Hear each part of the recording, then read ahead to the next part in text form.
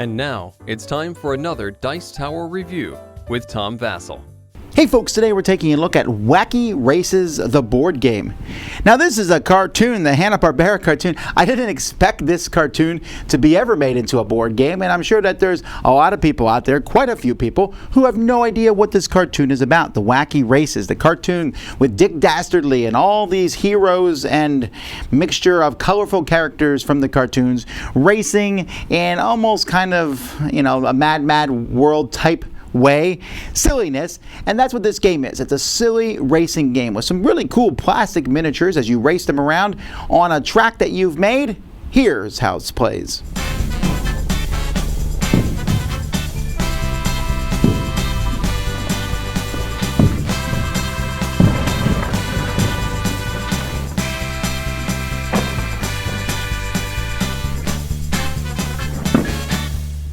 Players are going to set the track up around here, basically made up of different terrain types. There's a first half and a second half split by a gas station, just so that the terrain, I guess, is split between the two halves of the track. And then there's a starting board. Each player is going to be taking turns, taking their figure and placing it here. Players are going to get a board for the different characters that are in the game. And on top of that board, you are going to place the 4 special cards that match your player. Each player is also going to get a handful of terrain cards, and on your turn, you will play a card, any card, to move forward 1 space. It doesn't matter. The first space that you move to, you can go to for free. Then you can play a second or third card as long as that card matches the terrain you're on. So since I was here and I wanted to move up to this type, I would probably just play this red card first to move there. Then I'll play desert since I'm on desert. That would move me forward 1. There's spots for 2 people at each thing. If you ever need to move forward, you just skip a spot if it's completely full. Then look, my third card happens to be this, so I can move forward again. After I'm done moving, I look at the last card that I've discarded, and Dastardly is going to move to that terrain. So he's going to keep moving forward.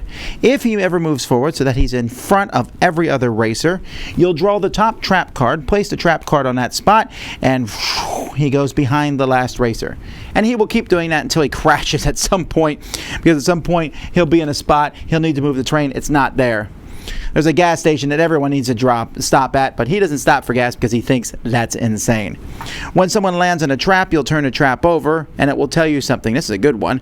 All players unexhaust one of their special powers, but many of them are bad. On your next turn, you can only play 1 movement card. Everyone else moves forward 1, and move backwards until you reach the first empty space. Now, players have special cards that they can use over the course of the game, and like, for example, these are the Slag Brothers. They can cancel a boulder trap or a log trap, or play after revealed trap, draw 4 cards, or discard a card to get 3, or discard up to 3 cards, draw that same number of cards. And the special cards for each of the characters are all slightly different. A lot of them have cancel different traps. Some let you pick cards from the discard pile, move to the next empty space. There's various things.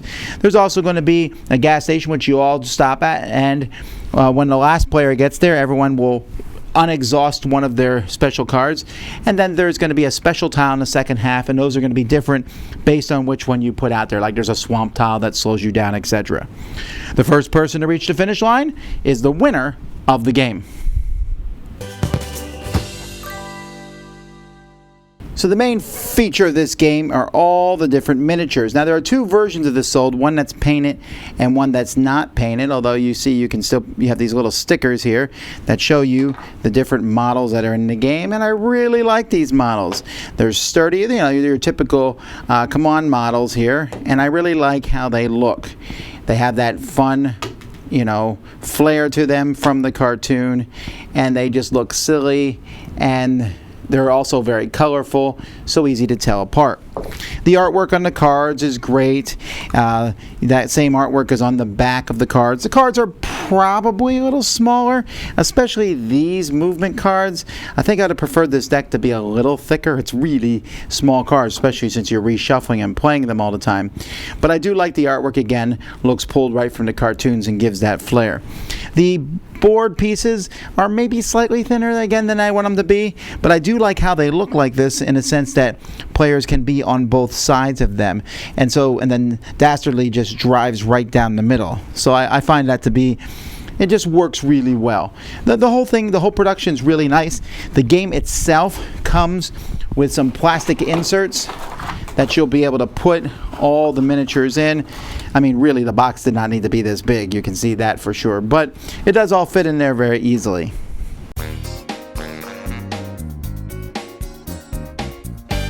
The game also comes with, it has a quick start rules here, but also has championship rules where you can run through a series of races and then you get points for your position in each race, and then different things will happen. Like, for example, in this race, when you set up the track, put 4 random trap cards in the first 4 second half tiles. Or hot race at the Chili Cooth. Each time the Mean Machine from Dick Dastardly moves on the same terrain tile as one or more racers, those racers are moved backwards one. If there's 2 racers in the same tile being moved back, the active racer chooses which one moves first. So just minor rules changes, but it kind of like gives you some flavor to the races. Now, as you can see, this is a very light game. Like super light. But you know what? Not every game needs to be grandiose and overcoming, and there's a lot of racing games which are honestly too overcometh by their, wind direction and shear and drafting and all that. Sometimes I just want to see a silly race. If this game was not silly, it would actually not hold in spirit to the cartoons themselves. This is a solid family game. I mean, you're always going to get to move forward 1 and possibly 2 or 3 based on the card you play. Not a lot of strategy.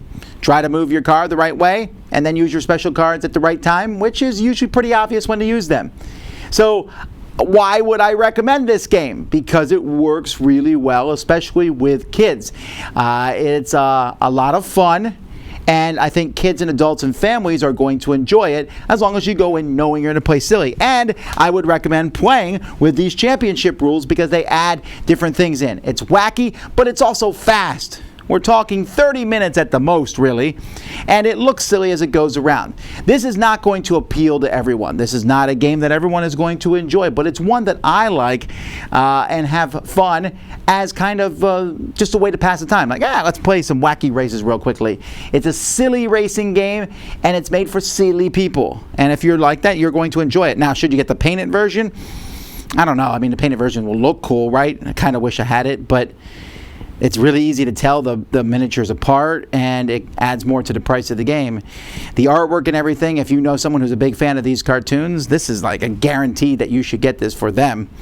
Other than that, I think the kids will still get it because cartoon racing and trying to push each other around the track is going to appeal to everyone. There's not much more to say about this game.